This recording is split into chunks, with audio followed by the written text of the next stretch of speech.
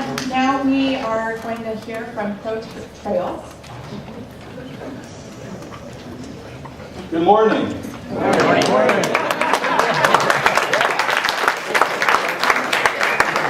My name is Steve Harriman. My wife and I live at 5708 Sandberg Drive.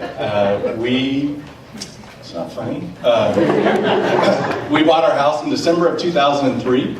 I really want to thank everybody for coming out here today. I have not seen this many people here since we were talking about the cloth. I served on the RPNA board from 2007 through 2012 for 6 years. I was president for 2 years. So I really want to thank the board because I understand how much work goes into serving on the RPNA board and the value to our neighborhood. So I am here today to speak in support of the Two Rivers Trail, and I basically want to address 3 issues. I want to talk about connectivity and linkages. I want to talk about property values, and I want to talk about safety. And based upon what we've heard so far, I think those are relevant subjects. I am going to talk fast because I have a lot to say, and we're keeping the time to 10 minutes. So I'm going to do my best to keep it very clear. So let's talk about accessibility and connectivity. In 1976, my family moved from Hollywood Park to Carmichael. And we moved east of Watt Avenue, north side of the river, near Rio Americano High School. And we were about a 5-minute walk from the Ashton Drive access to the parkway. And so as a 13-year-old, 14-year-old, 15-year-old, I spent a great deal of time down there hiking and swimming, and we had a rope swing and all those things. In 1979, at age 17, I got my first road bike. I got my first real bicycle, and I spent hours exploring the parkway. And it was the first time that I really understood that what was behind my house was not a neighborhood park. It was a regional park, and it was a wonderful amenity. It's a 32-mile-long regional park. According to the website, it gets 5 million visitors per year. There's 82 miles of unpaved hiking trails on the American River Parkway. So at age 17, it opened up my eyes to what this thing that we lived in our city. It was fantastic. In the summer of 1982, I was between my sophomore and junior year of college. I had an internship downtown with the Department of Forestry. I came home for the summer. I didn't have a car, so I rode my bike all summer long from my parents' house in Carmichael to my internship downtown. So I would enter the parkway at the Ashton Drive access point, go west, go over the Guy West Bridge, through Sac State, south on 58th Street, go west again on M, and then I would cross Alhambra, cross 30th, go under the freeway, cross 29th. So just to get, from the bike trail to the grid, it was a really hard trip. There's a lot of vehicle conflicts on that trip. There's a lot of places where I felt unsafe, especially the crossing on Alhambra.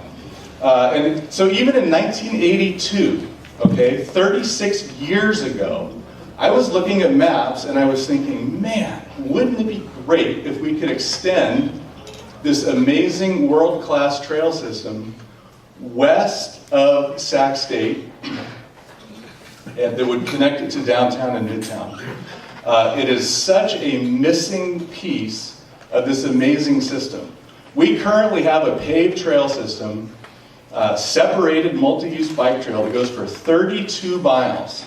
32 miles, past dozens of neighborhoods and tens of thousands of houses. But there's this 2.4 mile piece that is missing.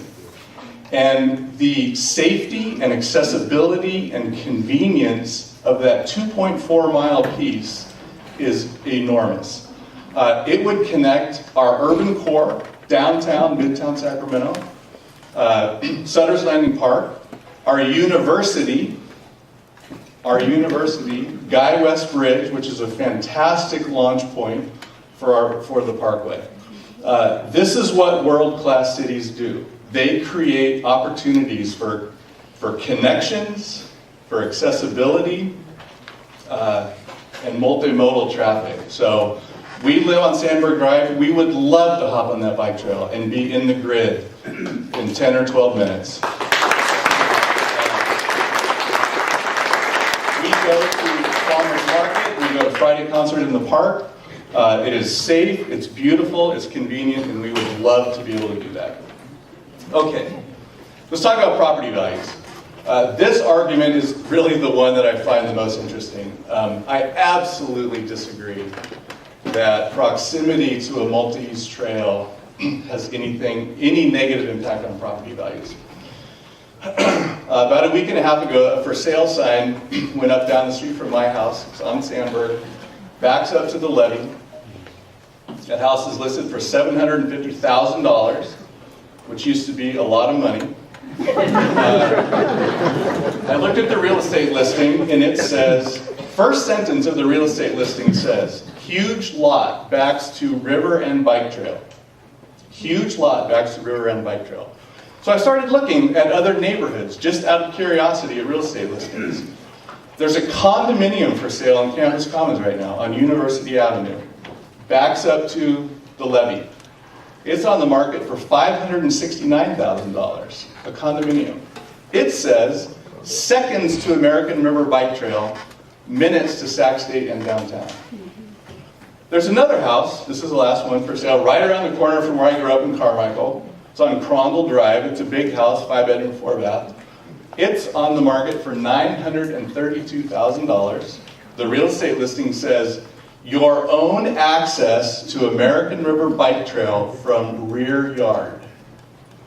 So the idea that somehow proximity to the parkway and proximity to the bike trail has a downward negative impact on property values, I completely disagree with. Okay, let's talk about safety. This is a big issue that I completely understand. There's multiple studies out there that talk about how paved trails actually increase safety because there's more eyeballs and there's more cell phones. 3 minutes?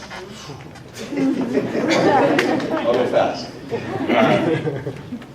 So, one of the stories I have is I work with a woman who is in an all-female running club. They run 3 days a week on the American River Parkway at 5:15 in the morning. So for a good part of the year, they are running in the pitch dark. They only run adjacent to the paved trail because it's where they feel safe. There's other walkers, there's runners, they move around in different places. But they do not run at 5:15 in the morning on natural trails. They only run adjacent to the paved trail. I want to tell another story. About 5 years ago, I was on the bike trail. I was east of Howe Avenue, between Howe and Watt. There was a couple walking. They were having an argument. Suddenly, I witnessed the man hit the woman. There was 2 other cyclists there. We stopped. This man was absolutely in a rage. He started coming after us. So I created a little distance. I got on my cell phone. I called 911. The Rangers responded immediately. I thank God that that incident happened adjacent to the paved trail, because there was eyeballs and cell phones there to take after it. Sorry, I'm nervous.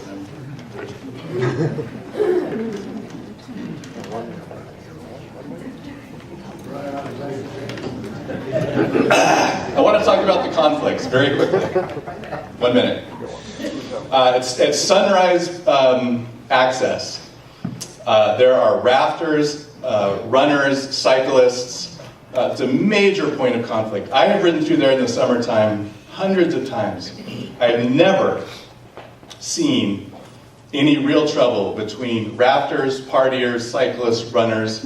It is a point of much higher traffic than we're going to experience here. Okay, I want to close. I also want to thank the Save Don't Pave folks. I'm incredibly impressed with your focus, your determination, your hard work, and what we have in common is we care about this neighborhood. We love River Park, and I appreciate the fact that you guys are willing to work hard and raise money and do that. I disagree with your assumptions, I disagree with your conclusions, but I have the utmost respect for your willingness to put in this work. I'm going to continue to use my voice and my energy to advocate for the trail, but that doesn't mean I'm not really glad that we're neighbors, because I am. I love River Park. Thank you.